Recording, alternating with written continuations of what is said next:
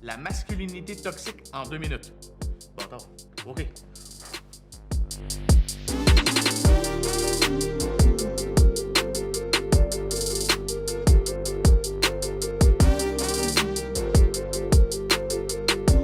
Masculinité toxique. Ensemble de règles non écrites qui dictent aux garçons comment se comporter pour être un homme selon les critères de la société. OK. Ce que ça veut dire, c'est que c'est comme un livre invisible, avec des lois invisibles, qu'on s'impose pour être des vrais gars. T'sais, exemple, t'es avec tes amis, tu plies du métal. Là, tes amis, eux, ils sont capables de plier le métal, puis toi, t'as de la misère. Là, ils vont te dire, t'es ben pas fort, t'es pas un vrai gars.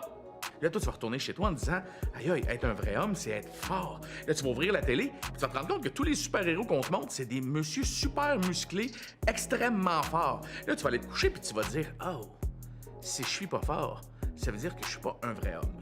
Moi, je me rappelle au secondaire, je regardais tous les gars autour de moi qui avaient des mâchoires carrées, puis je me disais, pourquoi moi j'en ai pas? Pourquoi moi j'ai une face joufflue de madame qui joue au bingo? J'étais complexé une bonne partie de ma vie parce que je me disais, hey, je mesure pas 6 pieds. Ah, j'ai pas des grosses mains.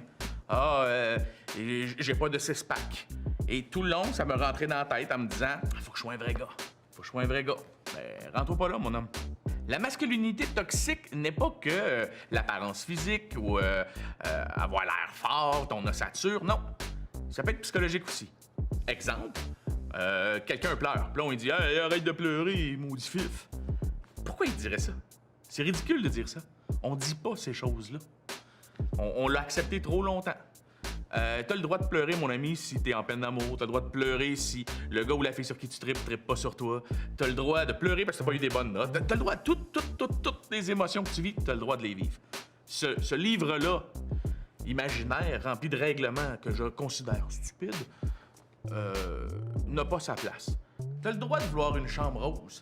T'as le droit de vouloir te mettre du cul avec ses doigts si ça te tente. T'as le droit d'avoir les cheveux longs. T'as le droit à l'Halloween de te déguiser en Elsa si ça te tente. Les petites filles se déguisent en cowboy. Pourquoi qu'un gars aurait pas le droit de se déguiser en princesse? Pendant longtemps, on a fait comme non, un gars, ça n'a pas le droit. T'as le droit d'aimer ça. On va te faire un aveu, là. Pendant des années, moi, je l'ai pas dit, mais j'aime la poterie. OK? Puis c'est pas des blagues, là. C'est la première fois que j'en parle. Que je le dis à des gens. J'aime la poterie. Ça me relaxe, me faire ça. Sais-tu pourquoi je le disais pas? Ben, j'avais peur de faire rire de moi. Ben oui, j'aime les motos, j'aime gosser dans un moteur, puis j'aime ça faire de la poterie. Ça me relaxe. Est-ce que je suis moins un gars pour ça? Oh que non. Je dis juste que c'est en réalisant soi-même ce qu'on se fait à soi ou aux autres, et en intervenant lorsqu'on le voit devant nous, qu'on peut éventuellement changer le monde. Fait que c'est ça. C'était correct? Hein? Oui? Je vous entends pas?